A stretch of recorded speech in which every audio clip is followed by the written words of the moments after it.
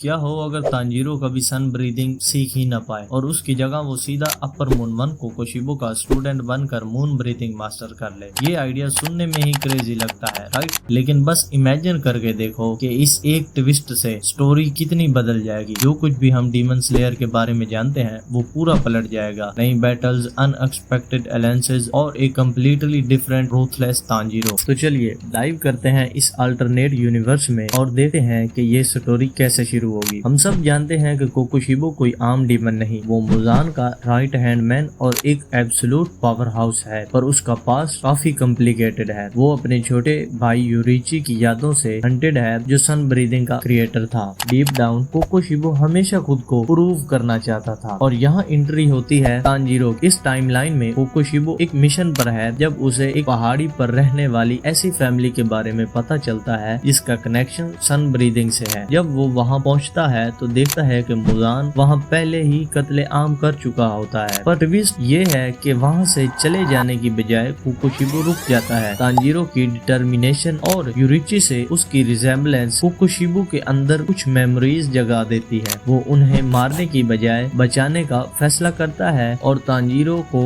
एक deal offer करता है। गियो और उरोकुदाकी से मिलने की बजाय तांजीरो सीधा कोकोशिबो के विंग के अंदर आ जाता है, एक ऐसी दुनिया जो ब्रूटल है, डिमांडिंग है और कंफ्यूजन से भरी हुई है। कोकोशिबो का मून ब्रीदिंग सिखाने का तरीका वाटर ब्रीदिंग की तरह स्मूथ और जेंटल नहीं है, ये अग्रेसिव, शार्प और एब्सोल्युटली डिवास्टेटिंग है। तांजीरो जैसे सॉफ्ट स्पोकन लड़के के लिए ये एक बहुत बड़ा एडजस्टमेंट होता, लेकिन तांजीरो की सबसे बड़ी खासियत है उसकी ना रुकने वाली आदत। अगर कोकोशिबो उसे 100 बार गिराता है तो तांजीरो 101 बार उठ खड़ा होता है। यही चीज कोकोशिबो को इम्प्रेस करती है। वो तांजीरो को और हार्ड पुश करता है क्योंकि उसे उसमें अपने भाई यूरिची का राइवल बनने का पोटेंशियल दिखता है। इस टाइमलाइन में तांजीरो का फाइटिंग स्टाइल कम्प्लीटली डिफरेंट होता है। वो वाटर की फ्लूइड मूवमेंट्स को भूलकर क्रिसेंट शेप, स्ट्राइक और शीर फोर्स से अपने ओपोनेंट्स को ओवरवेम करना सीख जाता। कोकोशिबो उसे मेंटली और इमोशनली भी चेंज करता। मून ब्रीदिंग डार्कनेस से बनी है जो तांजीरो की ह्यूमैनिटी से क्लेश करती। जब फाइनल सिलेक्शन का वक्त आता तो तांजीरो उस डरावने फॉरेस्ट में अनसर्टेन लड़का नहीं बल्कि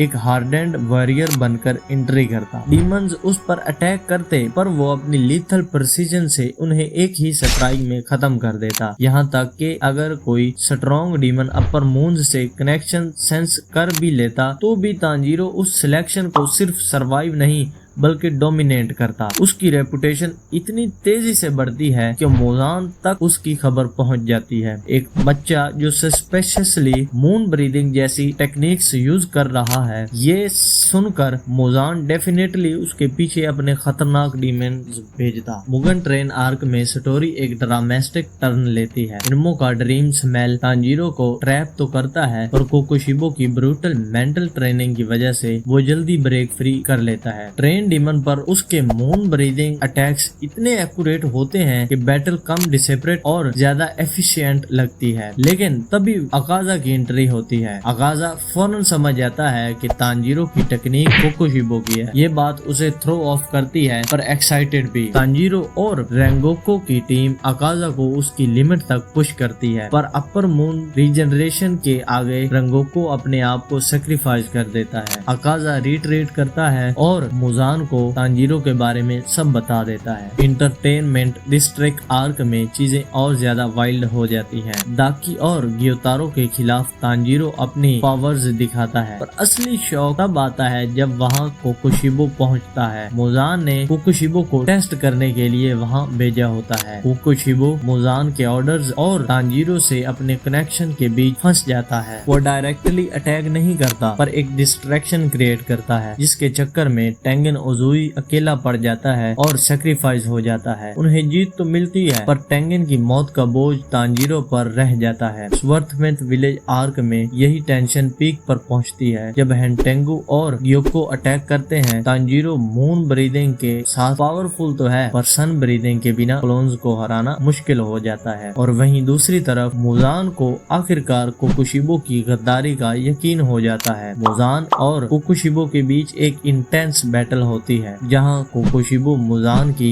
ओवरवेलमिंग पावर के आगे मारा जाता है। अपने मेंटोर की मौत तांजीरो को अंदर से तोड़ देती है। नेजुको का सनलाइट जीत लेना इस टाइमलाइन में भी एक बीकन ऑफ होप बनता है, पर अब फाइनल बैटल बिल्कुल अलग लेवल पर है। बिना सन ब्रीदिंग के मुजान को हराना लगभग इम्पॉसिबल है। यहाँ डीमन स्लेयर्स एक अलग स्ट्रेटेजी यूज करते, मुजान को सनराइज तक स्टॉल करने। गियो, सनेमे, मित्सुरी, जिनेत्सु और इनोसोके सब मिलकर हर एंगल से अटैक करते। ये बैटल और भी इंटेंस हो सकती थी अगर नेजुको अपनी बॉडी सेक्रीफाइस करके मुजान को सनराइज के वक्त तक होल्ड करके रखती। तांजीरो अपनी बहन को अपने ही सामने ह्यूमैनिटी के लिए जलते हुए देखा। ये हार्ट ब्रेकिंग होता, या फिर एक और डार्क ट्विस्ट आ सका था। मरने से ठीक पहले मुजान अपनी पावर्स तांजीरो में ट्रांसफर कर देता और उसे नया डीमन किंग बना देता। पर अगर हम एक हैप्पी एंडिंग की सोचें तो शायद नेजुको सरवाइव कर जाए। सब कुछ खत्म होने के बाद तांजीरो कोकोशिबो की लेगेसी और अपने कमादो ब्लड लाइन को मिलाकर मून और सन ब्रीदिंग का एक मिक्स नया स्टाइल क्रिएट करे और आने वाले फ्यूचर डीमन स्लेयर्स को सिखाए एक लेजेंडरी टीचर बनके। चाहे स्टोरी जिस भी डायरेक्शन में जाए, तांजीरो का मून ब्रीदिंग यूजर बनना इस एनिमे की हिस्ट्री का सबसे अनफॉरगेटेबल ट्विस्ट होता। आपको क्या लगता है इस अल्टरनेट स्टोरी के बारे में? कमेंट में जरूर बताइए।